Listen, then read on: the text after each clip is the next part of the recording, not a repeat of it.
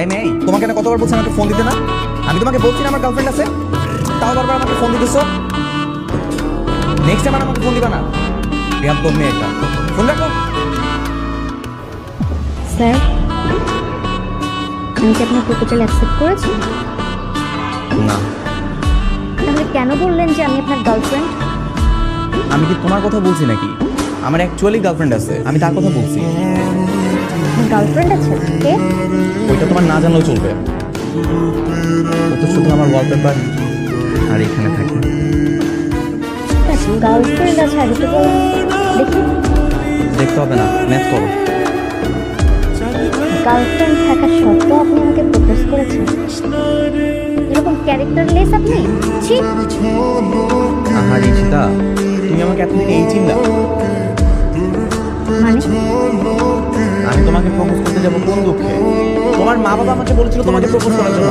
তারা আমাকে এটাও বলেছিল স্যালারি ডাবল করে পে করবে। তার জন্য কয়েকটা দিন আমি চেষ্টা করেছিলাম। শেষ পর্যন্ত আমার নিজের বাবা মা আমার জীবনটা ধ্বংস করার জন্য আপনারা তুলে দিয়েছিল। তো কি করবে? তোমার নিজেকে কি আহামরি সুন্দরী মনে হয়? তুমি তো দেখতে একটা ঢেঁড়সের মতো। কোনো পাগলও তোমাকে গার্লফ্রেন্ড বানাবে না। আর আমার গার্লফ্রেন্ড দেখতে যেই সুন্দরী, তোমার থেকে হাজার গুণ সুন্দরী, ওরে দেখলে তোমার চোখ নষ্ট হয়ে যাবে, বুঝছো? লাগবে না, আমি দেখতেও চাই না। ম্যাথ করো।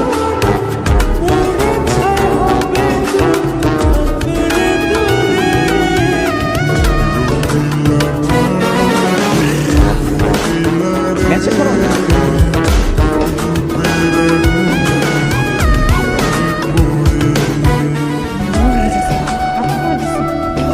এই এই দেখ তো, আমি কি দেখতে অসুন্দর? না। আমাকে কি দেখতে ঢেঁড়সের মতো লাগে? আরে দূর, তুই তো আমাদের ক্যাম্পাসের সবচেয়ে সুন্দরী মেয়ে। কি হয়েছে বলতো?